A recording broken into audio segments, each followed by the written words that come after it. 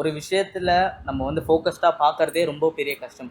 ஆனால் நீங்கள் வந்து கணவரை இழந்த பிறகு ஒரு தனி பெண்ணாக குடும்பத்தையும் பார்க்குறீங்க, வேலையும் பார்க்குறீங்க, உங்களை நீங்களே முதல்ல பார்த்துக்கணும். ஆனால் அதை மறந்துட்டு நிறைய விஷயத்துக்கு நீங்கள் ஓடிட்டுருக்கீங்க. ஸோ அந்த ஒரு தருணம் உங்களுக்கு வந்து எப்படி இருக்குது? எவ்வளோ ஒரு பாரமாக இருக்குது? அது ரொம்ப கஷ்டமாக இருக்குது தம்பி. அது வந்து நான் இப்போ எங்கள் வீட்டுக்கார இருக்கும்போது நல்லா இருந்தேன். ஆனால் இப்போ வந்து ரொம்ப கஷ்டம். வேலைக்கும் போகணும், பசங்களையும் பார்க்கணும், அதுங்களுக்கு ஒரு நல்லது கெட்டது நான் தான் ஓடணும். அது என்னால் முடியல. ஆனால் இப்போ தான் எங்கள் வீட்டுக்கார் இறந்துருக்காரு.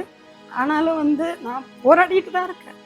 இப்போ ஒன்றுமே இல்லை, இதுக்கு மேலே நான் போராடணும். அதுதான் எனக்கு ரொம்ப மெயின். என் பொண்ணை வந்து நல்லா படிக்க வைக்கணும், என் பையனை படிக்க வைக்கணும், அதுங்களுக்கு கல்யாணம் பண்ணணும், நிறைய இருக்குது, அதெல்லாம் செய்யணும். ஆனால் நான் செய்வேன். ஏன்னா என் வீட்டுக்கார் வந்து நான் தான் என் வீட்டுக்காருக்கு சொத்து.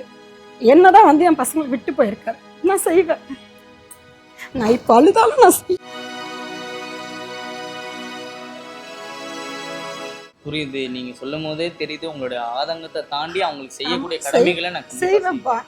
வீட்டையும் பார்த்துக்கிட்டு வேலையும் செய்யணும், பசங்களுக்கு ஸ்கூலுக்கு போகணும், திடீர்னு கூப்பிடுறாங்க, இங்கே வேலையும் பார்க்கணும், வீட்டையும் பார்க்கணும்.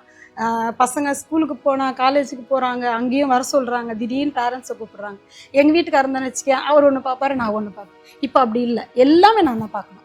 என் பசங்களுக்கு உடம்பு சரியில்லை, நான் தான் ஓடணும். ஏன்னா என் வீட்டுக்காரர் வச்சுக்கேன், அவர் கூட்டு போவார், நான் வேலையில் இருந்தேன்னா நான் கூட்டு போவேன். 2 பேரும் மாற்றி மாற்றி செய்வோம். அது நல்லா இருந்துச்சு. இப்போ அவர் இல்லை, நான் ஒண்டி தான் செய்யணும். அதனால் பெண்கள் நிஜமாலுமே எப்படி சொல்கிறதுன்னா, அந்த பூமா தேவி வந்து ஒரு கடவுள் தான், அதுவும் ஒரு பெண்ணு தான், தாங்குது. அந்த மாதிரி நினச்சிக்கிட்டு நானும் வந்து ரன் பண்ணிக்கிட்டு போகிறேன்.